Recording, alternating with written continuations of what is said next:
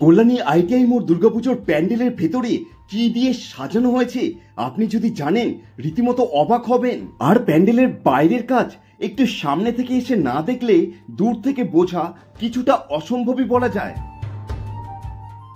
ফুল এছাড়া রয়েছে আমাদের কাঠি, বিভিন্ন রকমের কাঠি, সেগুলো। কল্যাণী আইটিআই মোড় এই বছরের দুর্গাপুজোর প্যান্ডেলে কিছু গোপন কথা আজকে আপনাদের সামনে সর্বপ্রথম তুলে ধরতে চলেছি আজকের এই প্রতিবেদনের মাধ্যমে। প্যান্ডেলের কাজ তো বলা যায় শেষ, তবে এই বছর লাইটিং কেমন থাকছে, এই বছর আলোকসজ্জা কি বিশেষত আছে, সবাই অপেক্ষায় আছে কবে এই দুর্গাপুজো প্যান্ডেলটি উদ্বোধন হবে এবং সর্বসাধারণের জন্য খুলে দেওয়া হবে। ফাইনাল হয়নি, মহালয়ার দিন যে হচ্ছেই, তো কবে হবে এটা? আগে পিছিয়ে কি দিনটা হবে না এখনো দিনটা মহালয়া ফাইনাল না, আর মাত্র কিছুদিনের অপেক্ষা, তাই ব্যস্ততার সাথে কিন্তু সম্পূর্ণ বাকি কাজগুলো সেরে নেওয়া হচ্ছে। আপনারা আশা করি দেখেছেন যে কল্যাণী আইটিআই মোড় দুর্গাপুজো প্যান্ডেলের উপরে চূড়াটা কত সুন্দরভাবে সাজানো হয়েছে, আর এর উপরেই নাকি আরো লাইটিং থাকবে। তবে প্যান্ডেলের বাইরে এই অংশে পুজোর এত আগে কেন বাস দিয়ে ব্যারিকেড করে দেওয়া হলো জানলে আপনি অবাক হবেন। তার বিশেষ কিছু কারণ আছে। পুজোর এত আগে এরকম ভাবে ব্যারিকেড কোনো বছরই কিন্তু হয়নি।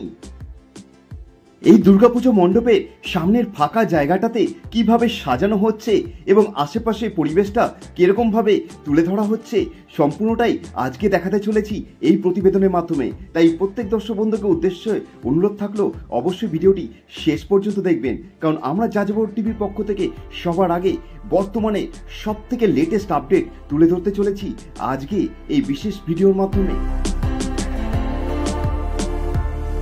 এই মুহূর্তে আছে কল্যাণী আইটিআই মোড়ে, আর এখানে পেয়ে গেছি আমাদের প্যান্ডেলের নির্মাতা, এখন বর্তমানে সবারই জনপ্রিয় আমাদের উইলিয়াম সরকার মহাশয়। তো ওনার থেকে জেনে নেবো এই বছর কল্যাণী আইটিআই মোড়ে পুজোর প্যান্ডেলের ভেতরটা তো প্রত্যেক মানুষের কাছে একটা আশ্চর্য, মানে কি হবে একটা কিউরিসিটি রয়ে গেছে, কি হবে তার কিছু একটা বলা যাবে? মানে ভেতরে কি আছে এমন যেটা কাউকে এখনো পর্যন্ত কোনো ব্লগার বা কেউ এখনো ভেতরটা এখনো ঠিক মতো দেখায়নি, কি কারণ? না, বিষয়টা এরকম নয়, বিষয়টা প্রতিবারই আমাদের কাজ চলাকালীন একটু বন্ধ থাকে। হ্যাঁ, তবে এবার যেটা আমরা ফেলে দেওয়া জিনিস, একটা আকর্ষণীয় জিনিস, কদবেলের খোল, পাহাড়ি ফল, ফুল, এছাড়া রয়েছে আমাদের কাঠি, বিভিন্ন রকমের কাঠি, সেগুলো কাটিং করে আমরা বার্নিশ করে আমরা সেটা হস্তশিল্পে রূপ দিচ্ছি। আচ্ছা, তো এইটা তো প্রতি বছরই আপনারা নতুন নতুন থিম করেন, নতুন নতুন ভেতরের সজ্জা আলাদা থাকে, তো এই বছর তো এটা বাইরে থেকে তো মানুষ দেখে নিয়েছে, এত আগে তো প্রত্যেকটা বলা যায় 90% কি 100% কমপ্লিট হয়ে গেছে। তো লাইটিংয়ের সজ্জা, আলোকসজ্জা যেটা হয় প্রতি বছর কিন্তু কল্যাণী আইটিআই মোড় একটা স্থান পায় আলোকসজ্জার জন্য, তো এই বছর আলোকসজ্জা কি বিশেষত আছে? না, গতবারের থেকে এবার আমাদের মণ্ডপ অনুযায়ী আমাদের এবার যেহেতু হোয়াইট, আমাদের টোটালটাই আলাদাভাবে সার্কিট টার্কিট সবই থাকছে। আমাদের কাল পরশু থেকে আমাদের লাইটিংটা বাইরে লাগানো শুরু হয়ে যাবে, 2-1 দিনের মধ্যে হয়তো টেস্টিংও হবে, আপনারা সব এগুলো পেয়ে যাবেন। আশা রাখছি গতবারের থেকে এবার আরও ভালো হবে। আচ্ছা, প্যান্ডেলের উদ্বোধনটা তো এখনো ফাইনাল হয়নি, মহালয়ার দিন যে হচ্ছেই, তো কবে হবে এটা? আগে পিছিয়ে কি দিনটা হবে না এখনো দিনটা মহালয়া? ফাইনাল না, মহালয়ার দিন আমাদের ফাইনাল আমাদের কমিটির তরফ থেকে করা আছে। যেহেতু মাননীয় মুখ্যমন্ত্রী ভার্চুয়াল উদ্বোধন করেন, ওনার ওখান থেকে যে আমাদের একটা মেসেজ আসে সরকারিভাবে, সেই মেসেজটা এখনও আমাদের হাতে এসে পৌঁছায়নি। যতক্ষণ না পৌঁছাচ্ছে আপনাদের ফাইনাল আমরা সেভাবে ঘোষণা করতে পারছি না। আচ্ছা, সাধারণ দর্শনার্থী যারা দূর দূরান্ত থেকে প্যান্ডেলটা দেখতে আসবে তারা কি মহালয়া মানে উদ্বোধনের পর থেকেই আসতে পারবে না? ওটা সম্ভবত আমাদের তৃতীয়া থেকে শুরু করা হবে, এটা অনেকেই জানতে চায়। কারণ প্রশাসনিক ব্যাপার আছে, আমাদের আরও প্রস্তুতির ব্যাপার থাকে, সেগুলো আমরা তৃতীয় দিন থেকে সর্বসাধারণের জন্য খুলে দেওয়া হবে। এখনো পর্যন্ত আমাদের ওইটাই ঠিক করা আছে। ঠিক আছে, অসংখ্য ধন্যবাদ। এখন আপনাদের সামনে তুলে ধরছি এই প্যান্ডেলের বর্তমান পরিস্থিতি। আপনারা এই মুহূর্তে যেটা দেখছেন এরকমই ভিড় কিন্তু প্রতিদিন হচ্ছে, সকাল থেকে রাত পর্যন্ত দূর দূরান্ত থেকে বিভিন্ন মানুষ এসে উপস্থিত হচ্ছে এই প্যান্ডেলটিকে চাক্ষুষ করার জন্য, কারণ দুর্গাপুজোর সময় এখানে যথেষ্ট ভিড় থাকে এবং দীর্ঘ সময় লাইনে দাঁড়ায়। দুর্গাপুজোর এত আগেই প্রত্যেকে এসে উপস্থিত হচ্ছে কিছুটা সময় বেশি পাওয়ার জন্য, যাতে ফটো এবং ভিডিও তুলতে কোনো রকম অসুবিধা না হয়। তবে দেখা গেল প্যান্ডেলের সামনে ইতিমধ্যে কিন্তু ব্যস্ততার সাথে লাইটিং এবং কিছু কিছু জায়গায় দেখা যাচ্ছে লোহা দিয়ে ঝালাই করে রীতিমতো কাজ চলছে।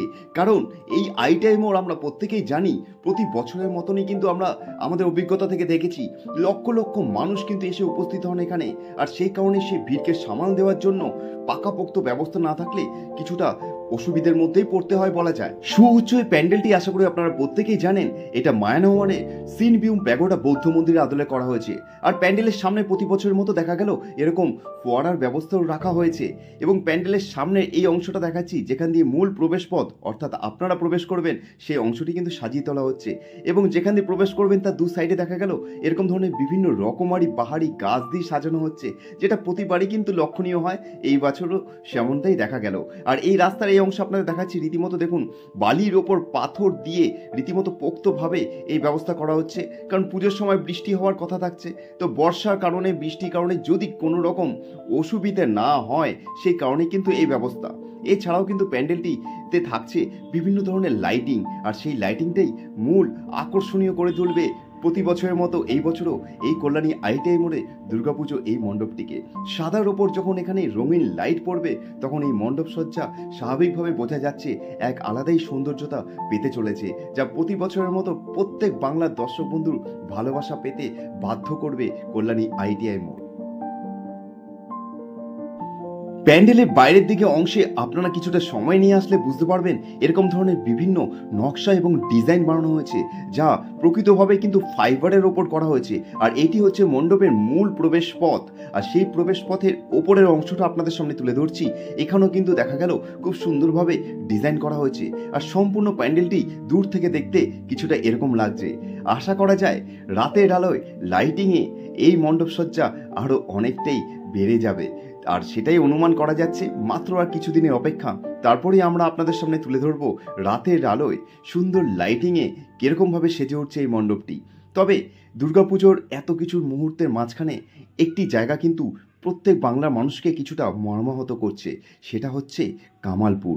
হ্যাঁ, আমরা আপনাদের সামনে তুলে ধরেছি এর আগের ভিডিওয় কামালপুরের বিশেষ চিত্র, যেখানে এত বড় সুবিশাল একটি মাতৃ প্রতিমাকে দাঁড় করিয়ে আবার সেটাকে নামিয়ে ফেলা হলো।